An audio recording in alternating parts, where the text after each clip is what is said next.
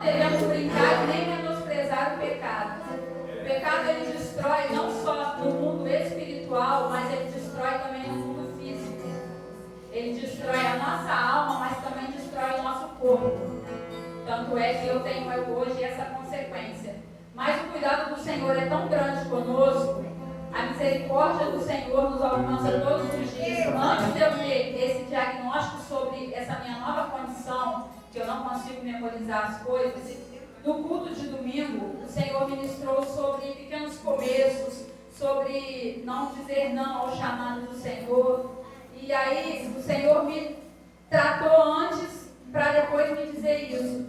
Então eu digo assim, que se eu soubesse dessa minha condição antes, eu talvez não estaria aqui hoje. Meu Deus! Talvez essa minha condição fosse um limitador para mim. Mas o Senhor me fez entender que eu, mesmo lendo, mesmo não decorando, da maneira que for, eu vou fazer a vontade do Senhor.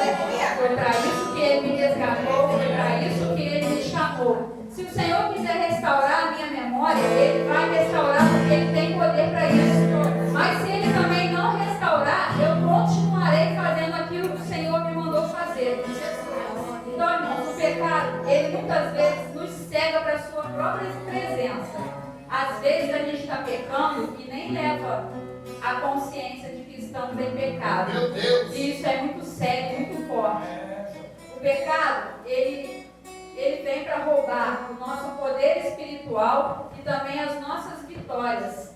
Quantas vitórias deixamos de receber da parte do Senhor porque estamos levando uma vida pecaminosa? As leis espirituais, assim como as físicas, elas foram feitas para proteger você e eu. Você pode exercer a sua liberdade e desafiar as leis da eletricidade, por exemplo. Mas certamente você pode morrer. No mínimo, vamos tomar um choque, né, irmãos? E da mesma maneira são as leis do Senhor. Deus estabeleceu leis morais e leis espirituais. E somos livres para ignorá-las. Mas ao fazer isso, enfrentaremos os riscos. A sua vida e a minha é a soma das respostas que eu e você damos a Deus. Quando Deus se faz conhecido a mim e a você, aquilo que nós fazemos em seguida é uma decisão individual de cada um de nós. Verdade. Lá em Números 14, do versículo 20 ao 23, o povo de Israel, ele não entrou na terra prometida por consequência do pecado. Deus perdoou aquele povo, mas eles não entraram na terra prometida. Também em 2 Samuel 12, do 9 ao 14, Davi ouviu uma sentença de julgamento do Senhor. Com todos os pecados que Davi havia cometido contra o Senhor, Deus o perdoou de todos eles. Mas a consequência chegou na casa de Davi. E é um erro, irmãos, muito perigoso e muito caro não levar a tentação a sério. Muitos acham que são fortes o suficiente para permanecer no meio da tentação e resistir a ela. Mas lá em Deuteronômio 21, 22 diz que Deus requer de seu povo que ele remova o mal do seu meio. Irmãos, Deus requer do seu povo que remova o mal do meio. Não é para terceirizar o serviço. Não é para esperar o pastor falar. Não é para esperar um profeta falar que você está em pecado. Deus requer que eu e você removamos o mal do nosso meio. Isso é uma decisão individual de cada um de nós. Deus não tolera o pecado, irmãos, porque o pecado foi a custa da morte do Filho dele. Jesus morreu pelos nossos pecados. Deus não tolera o pecado. A Bíblia deixa claro duas coisas sobre o pecado. Uma, viver em estilo de vida em pecado indica que você não está andando no poder do Espírito Santo, não importa o que você diga sobre a sua condição espiritual. 2, se você odeia o pecado da mesma maneira que... Se você não odeia o pecado da mesma maneira que Deus, você não o conhece verdadeiramente. Isso é um fato. Há pessoas que dizem amar a Deus e pertencer a Ele, mas a evidência da presença do Espírito Santo na minha vida e na sua é que nós estamos derrotando o pecado. Aleluia! Dia após dia, até que o Senhor volte. Isso não quer dizer que nunca mais nós iremos pecar, não. Isso quer dizer que nós nos recusamos a viver uma vida de pecado. Aleluia. nós nos recusamos a fazer do pecado um estilo de vida para nós. E que se pecarmos, imediatamente nos arrependeremos, confessaremos e buscaremos o perdão do Senhor. Como consequência do pecado, nos separamos de Deus. Deus esconde o seu rosto de nós para não ouvir os nossos pedidos. Olha que triste, irmãos. Na minha opinião, de todas as consequências que o pecado deixa na vida do ser humano, a mais triste, a mais grave de todas elas é a ausência de Deus. Essa é a grande tragédia do pecado na vida do homem. É a ausência de Deus, irmãos. O inferno é um lugar cheio da ausência de Deus. Deus, o que somos nós sem o Espírito Santo? Sem o Espírito Santo nós não temos direção para nada. Sem o Espírito Santo, irmão, nós não conseguimos nem discernir o santo do profano. Fazemos coisas que estão desagradando ao Senhor quando achamos que não tem nada a ver. Quando achamos às vezes que é só um deslize, um erro de conduta. E não é, é pecado. Precisa ser confessado e deixado para trás. Hoje a ausência do Espírito, irmãos, vocês podem ter certeza, existe a presença de outro Espírito. Nós não somos vazios. Os nossos corpos têm um corpo, a alma e carregamos dentro de nós um Espírito. Se não for o Santo, é outro. Fique bem claro, irmãos, na minha e na sua cabeça, no meu e no seu coração. Sansão, ele era desde a sua infância separado. Sansão era um nazireu. Nazireu significa consagrado ao Senhor. Sansão, ele era separado para ser um juiz. Esse era o ministério de Sansão. E ele, como juiz, ele devia ter uma conduta exemplar. Sansão tinha regras a seguir. Uma dessas regras é que ele não podia ser dado ao filho, ele não podia tocar em cadáveres, ele não podia raspar a cabeça. Essas eram as leis de Deus para aquela época. Mas Sansão, ao contrário disso, ele quebrou todos os princípios da lei de Deus. E aí lá em Gálatas 6, 7 diz que tudo o que o homem semear, isso também ele colherá. Eita Deus! Sansão sofreu as consequências do pecado. E a primeira consequência do pecado de Sansão foi a misericórdia do Senhor ter sido retirada da vida dele. Sansão, mesmo vivendo em pecado, Deus sempre livrava ele das mãos dos filisteus. Mas lá em Juízes 16, 17, a fraqueza de Sansão foi exposta, irmãos. Deus tirou a misericórdia de cima dele. E aí começou a queda de Sansão. Aí trazendo isso para mim e para você nos dias de hoje, vemos muitas pessoas brincar com o pecado e ainda dizer que Deus honra, que Deus abençoa, que Deus ouve a oração. Cuidado, irmãos, Deus sonda os nossos corações. Talvez as nossas orações ainda estejam sendo respondidas por causa da misericórdia do Senhor, mas as nossas iniquidades não ficarão impunes diante de Deus. Um dia a misericórdia vai ser tirada, como foi da vida de Sansão. E ai de nós, irmãos, sem a misericórdia do Senhor. Ai de nós. A palavra do Senhor diz que Ele é tardio em irar, mas tarde não quer dizer nunca. Isso são duas coisas diferentes. E hoje nós vemos pessoas dizer que Deus tardia em irar. Ah, vou fazer porque Deus é tardio em irar. Uma hora a misericórdia vai ser tirada, irmãos. Tarde não quer dizer nunca. Ainda falando sobre as consequências do pecado, Sansão também perdeu a sua força. E o pecado faz isso com a gente. O pecado tira a nossa força de ir para a igreja. O pecado tira a nossa força de dobrar o joelho e levar a Deus as nossas orações e pedidos. O pecado tira a nossa força de enfrentar os dias maus. O pecado tira a nossa força de avançar. O pecado tira a nossa força de louvar a Deus. O pecado tira a nossa força de enfrentar o inimigo. O pecado tira a nossa força de falar do Senhor. Nós muitas vezes somos muito bons em dar desculpa. Achar sempre um culpado para vezes culpamos os outros, às vezes dizemos que é uma fase. Tem gente até que fala que é a vontade do Senhor, a fraqueza espiritual. Mas tudo isso, irmãos, não passa, nada mais é do que o efeito do pecado, uma vida cheia de brechas. Se mesmo nós sendo um cristão, se mesmo nós servindo ao Senhor, se mesmo nós louvando, pregando, orando, jejuando, se mesmo assim, irmãos, nos sentimos fracos espiritualmente, eu aconselho que fechem as brechas. Aleluia! Porque é um grande erro pensarmos que Deus, por causa do seu amor muito fiel a nós, Ele será conivente com as nossas ações pecaminosas. Deus não tolera o pecado. Deus não tem comunhão e não caminha com os ímpios. Meu Deus! Que isso fique bem claro no coração e na mente de cada um de nós essa noite. Meu Deus! A Forte Bíblia diz Deus! um caminho que ao homem parece direito, mas o fim dele são os caminhos da morte. Será que essa noite, irmãos, nós, eu e você, estamos cavando covas em que nós mesmos iremos cair nela? Meu Deus! O diabo é legalista. Ele atua usando as leis de Deus.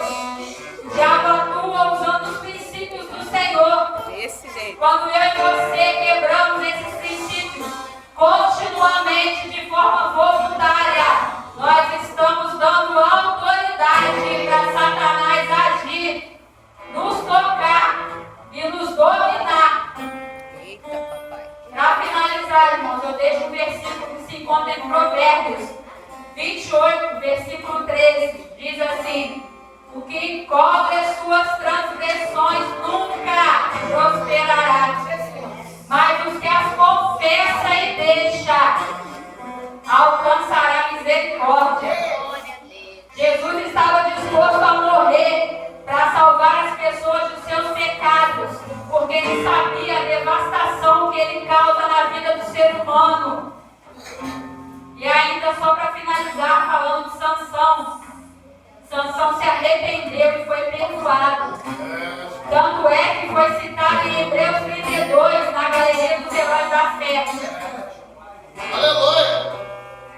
Basta se arrepender. Aleluia! E deixar o pecado de lado. O amor de Deus, Ele não vai impedir que eu e você soframos a consequência dos pecados. Eu vou contar o meu testemunho. Assim como Sansão, eu um dia também quebrei o meu voto com o Senhor.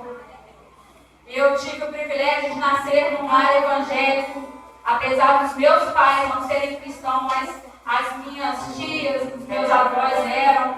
E eu desde criança, e aí eu venho lembrar vocês que a Bíblia diz que ensina o caminho à criança, ensina a criança o caminho que deve andar. E quando ela crescer, não se desviará dele. Isso é muito sério, irmãos. Vocês que têm filhos, netos, sobrinhos, tragam as crianças para ouvir sobre o Senhor. Porque quando crescer, ainda que for por esse mundo, ela vai sempre se lembrar que existe um Deus. Que ela aprendeu lá na infância, que pode todas as coisas. Aleluia! Eu aprendi que existe um Deus que podia todas as coisas. Mas no decorrer da minha juventude, eu com 14 anos, conheci um rapaz que também tinha 14 anos na época, nós éramos duas crianças. E eu não tive respaldo da minha família, os meus pais eram muito permissivos. E eu comecei a me relacionar com esse rapaz. Eu era de uma denominação cristã e ele era de outra denominação cristã. Eu acabei indo para a igreja da família dele. E essa época para mim foi uma bênção. Eu fui batizada nas águas, eu fui batizada com o Espírito Santo. Mas eu, infelizmente, irmão, brinquei com o pecado. Eu fornicava com ele. E achava que aquilo ali não tinha nada a ver, porque eu pedia perdão para o Senhor. Mas eu continuava pecando e isso se tornou uma iniquidade na minha vida.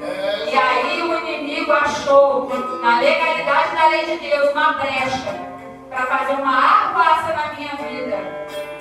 E aí aquele relacionamento começou a se tornar abusivo.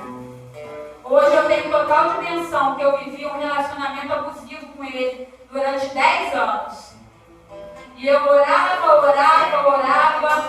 e como diz aqui a palavra do Senhor, o rosto do Senhor estava escondido de mim e eu não recebia as bênçãos que eu pedia.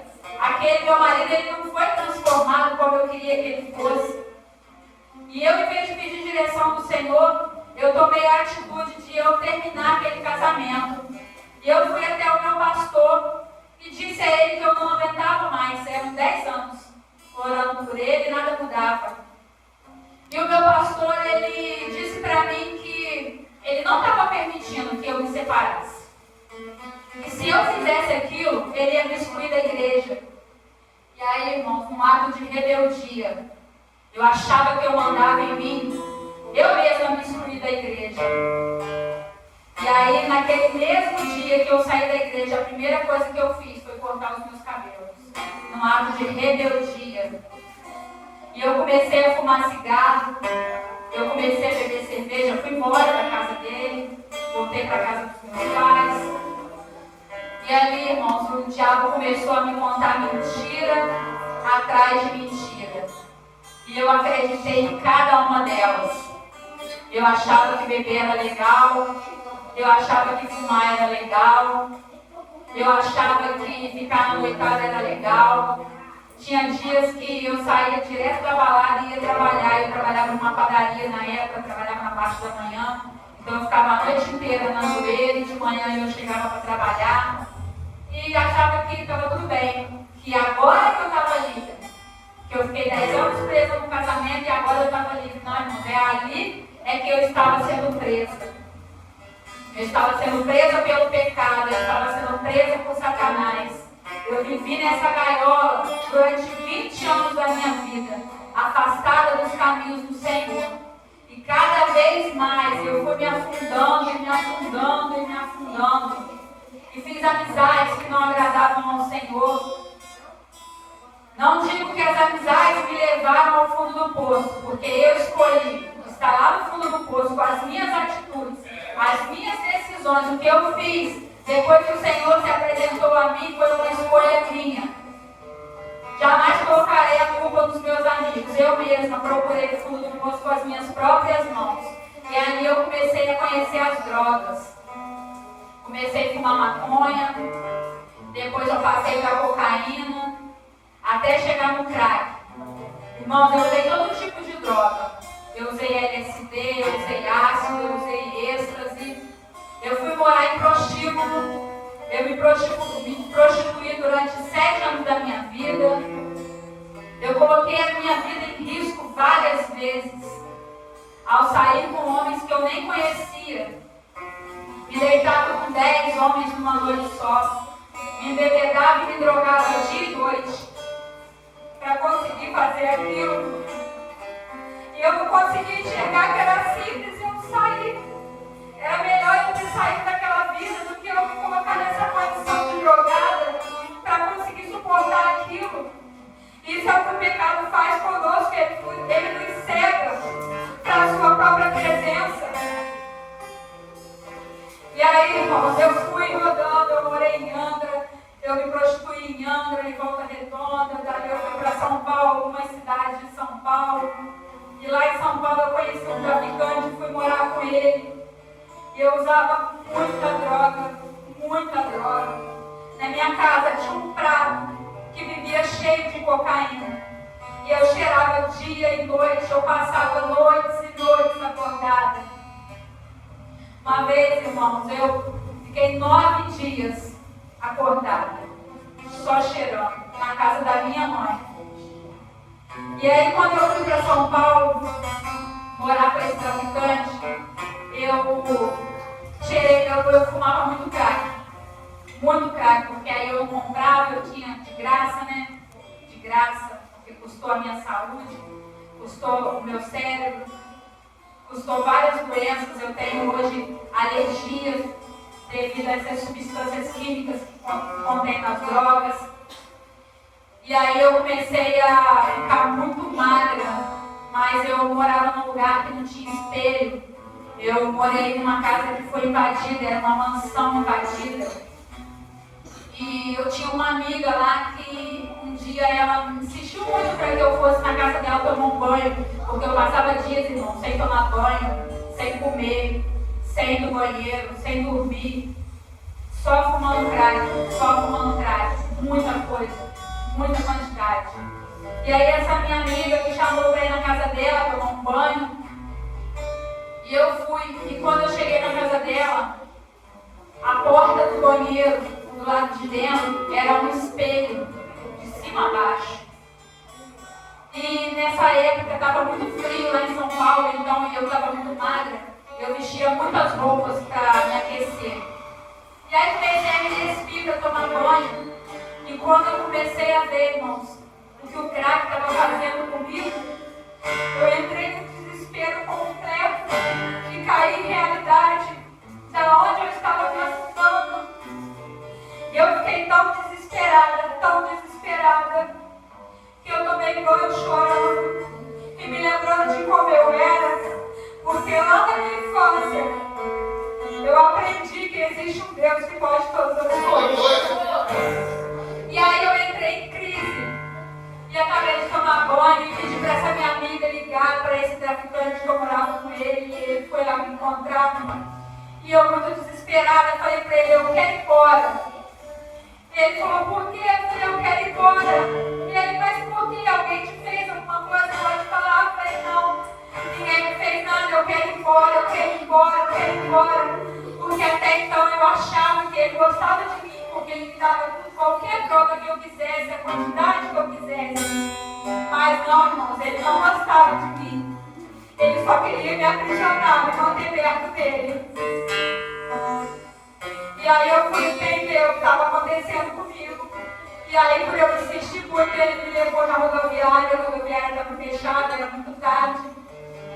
E aí ele pediu para eu me acalmar, que no outro dia de manhã cedo ele ia me levar para a rodoviária, e assim ele fez. E eu voltei para Barra Mansa, para a casa da minha mãe. Foi nessa época que eu passei 9 dias acordada cheirando. Porque quando eu cheguei em Barra Mansa, ainda não existia crack em Barra Mansa. Então eu consegui me livrar do crack naquela época, mas eu continuei nas drogas. Eu cheirava muito e fumava muita maconha, bebia todos os dias. E aí, irmãos, eu voltei a me prostituir por aqui perto.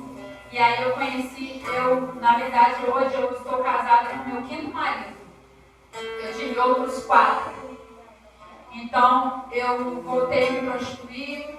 E aí eu era gerente da casa de prostituição, aonde eu conheci meu ex-marido. E ele me tirou de lá, com a condição que eu parasse de fumar cigarro. Ele odeia cigarro, e ele falou que se eu parasse de fumar cigarro, eu ia ficar com ele. E aí eu estava com muita vontade de sair daquela vida, e eu me comprometi com ele de parar de fumar cigarro. Mas eu continuei me drogando. Porque eu vinha em Barra Mansa, eu encontrava com as minhas amigas, eu ia para a casa da minha mãe, e lá eu continuava me drogando, e eu dormia lá. Então meu ex-marido, ele não sabia. Eu acho até que ele sabia, mas ele fingia que não sabia. E eu continuei me drogando, eu continuei naquela vida, eu continuei no pecado, e o diabo cada vez mais mentindo para mim, e eu cada vez mais acreditando em cada mentira dele.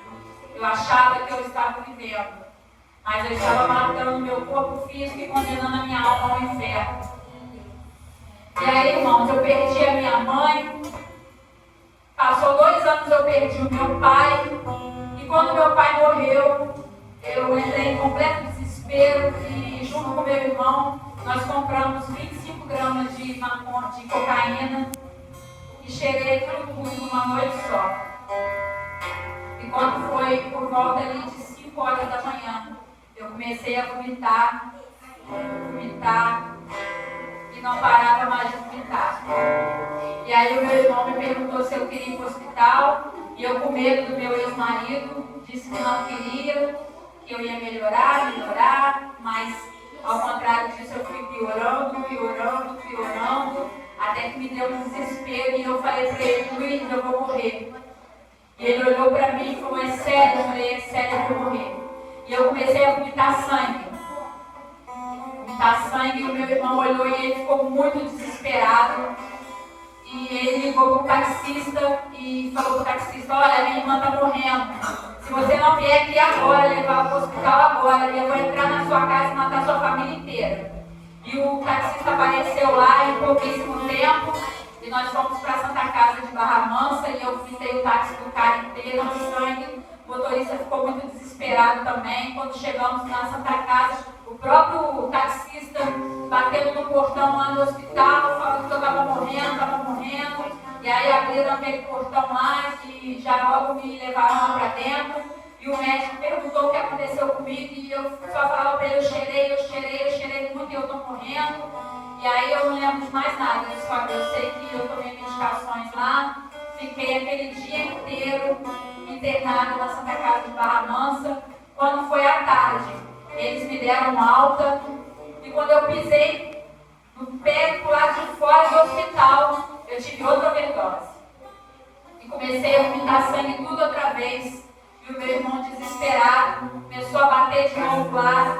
E a minha irmã está morrendo, e eu voltei lá para dentro de novo, tomei medicação outra vez, e quando eu tive alta, eu disse que nunca mais eu ia cheirar. E uma semana depois, eu estava cheirando de novo. E aí eu morava em Barra do Piraí nessa época, passou ali mais ou menos uns 6 meses, eu peguei 12 gramas e meia de cocaína e fui para casa do vizinho, comecei a cheirar 9 horas da manhã. E aí, quando foi meia-noite, foi o último teto que eu dei, fui embora para casa. Cheguei em casa, meu marido já estava em casa, decepcionado, triste, perguntando onde eu estava, eu contei meia dúzia de história para ele. E fui deitar, tomei um banho, fui deitar e só querendo dormir. Que tudo aquilo passasse, mas eu não ia dormir. Eu tinha cheirado 12 gramas e meia de cocaína sozinha. E aí, irmãos, começou a me dar vontade de vomitar. Quando eu fui pro banheiro, comecei a vomitar de novo. Ele olhou para mim e perguntou o que eu fiz. E aí eu contei mais meia dúzia de história para ele, mas eu não disse a verdade. E eu fiquei 3 dias dentro da minha casa passando mal, ao ponto de eu passar somente uma pedra de gelo nos meus lábios, porque qualquer coisa a mais que isso eu vomitava.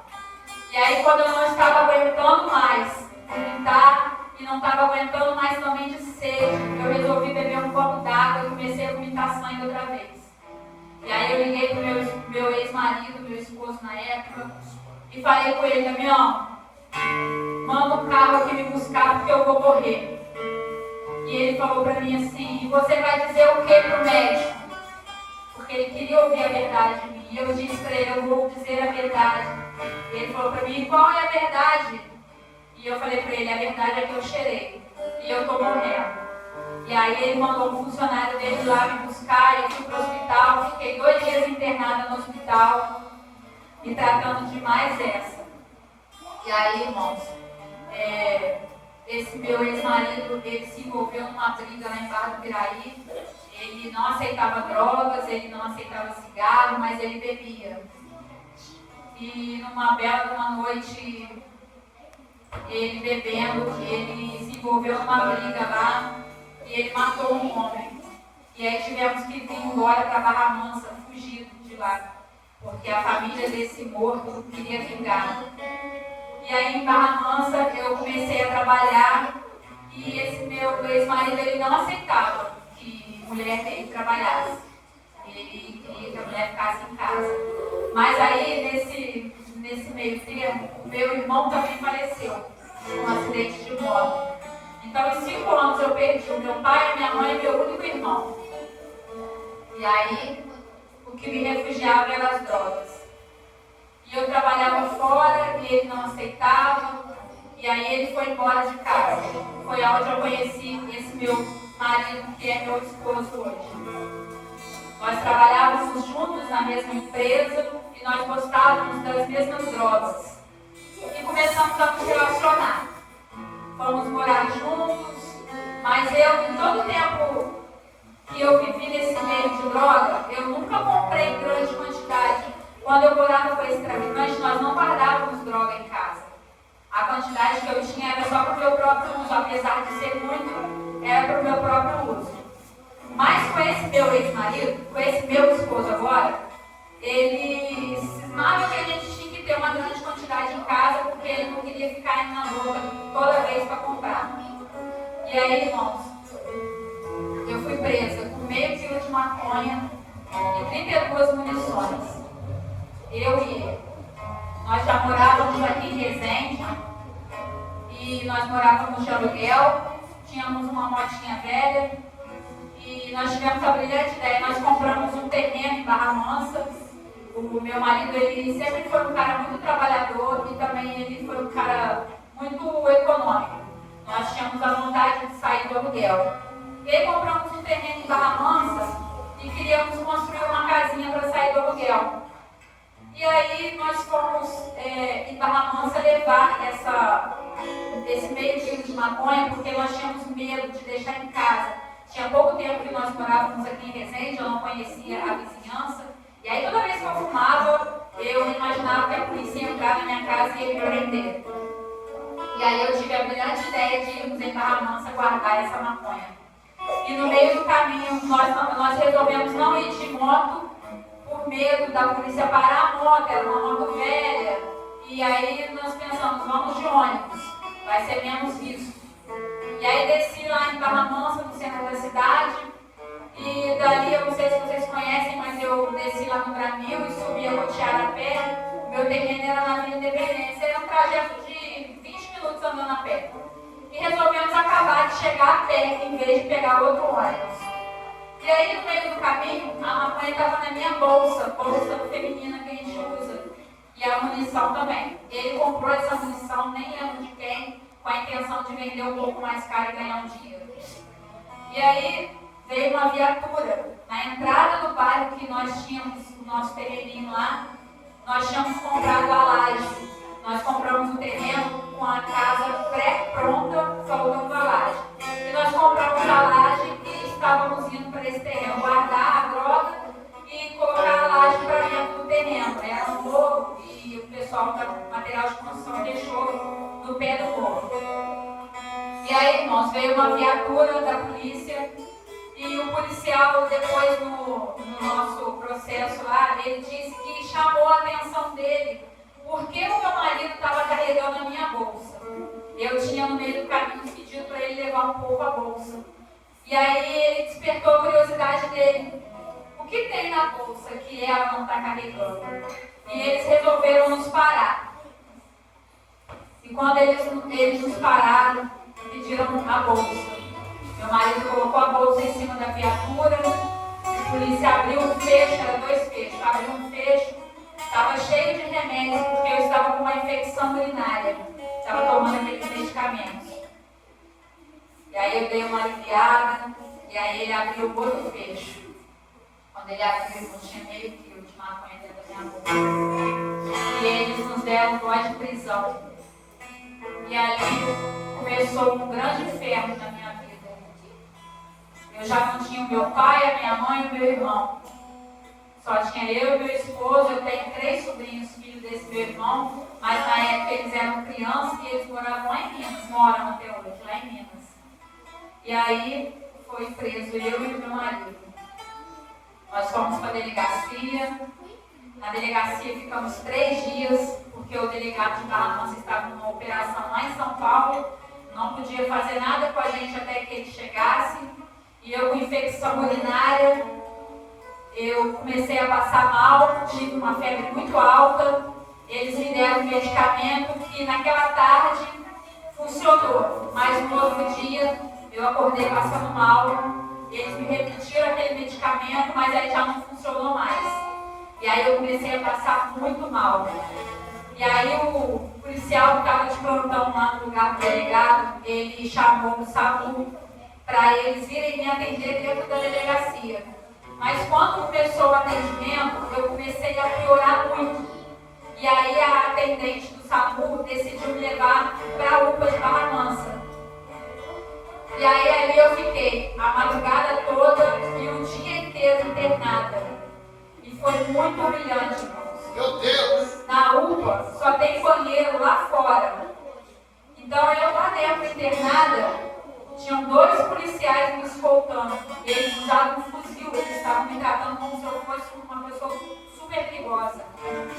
E aí eu estava tomando soro e toda hora eu queria ir no banheiro.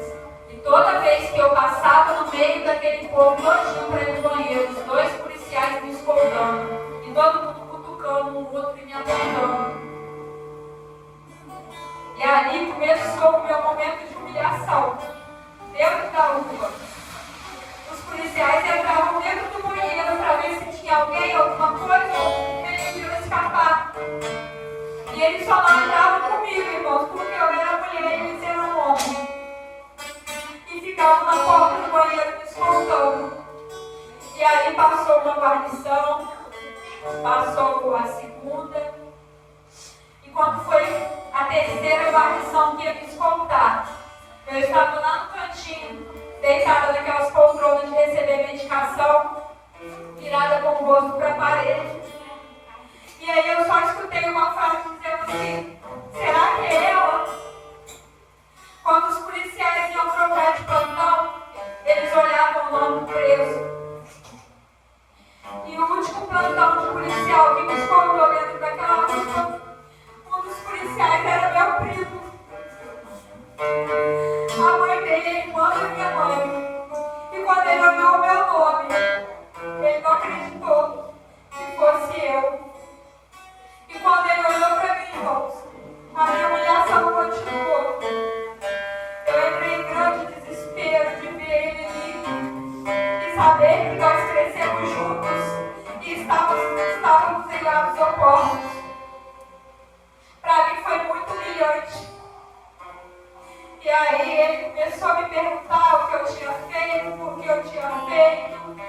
E ele falou para mim que eu ficaria anos presa, no mínimo 15 anos. E aí eu fui me desesperando cada vez mais. Tive alta, voltei para a delegacia, o delegado chegou. E aí eu desci para o Rio.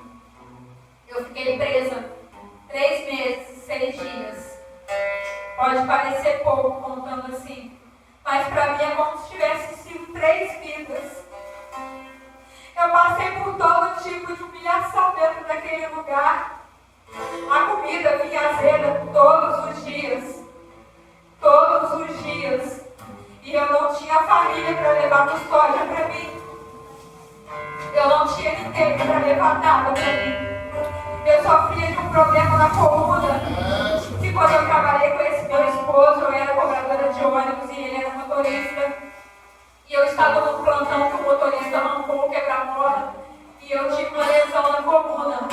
Eu tinha 3 hernias de disco na lombar e um nódulo. Eu digo tinha porque o Senhor me curou. Glória a Deus! E aí, irmãos, dentro do presídio eu tive inúmeras crises da coluna. Eu passei fome, eu passei frio. O meu colchão era 2 dedos de largura. Eu não tinha o que comer. E apesar da minha cela, eu passei 2 presídios. O primeiro presídio, a minha cela tinha capacidade para 9 mulheres e eu convivia com 17 mulheres. Eu dormia debaixo da mesa de cimento. Eu estava com fome de manhã, irmãos, e vinha um café com bicho dentro. Não sei se vocês já ouviram falar de um bicho que chama tapuru. Ele parece um bicho de goiaba, porém ele é enorme, preto e nojento. E as bombas que eram servidas no café não eram lavadas. E aí botava mosca lá dentro, é onde se criava esses bichos. E aí, uma vez ou outra, nós éramos premiadas com um bicho desse dentro do nosso café. E aí, quando ia se aproximando a hora do almoço, pensava comigo, vai chegar o almoço e eu estou com fome. E aí, quando o almoço chegava, o frango era podre, o frango tinha pena, a moela era crua, cheia de pedra, o feijão vinha azedo todos os dias.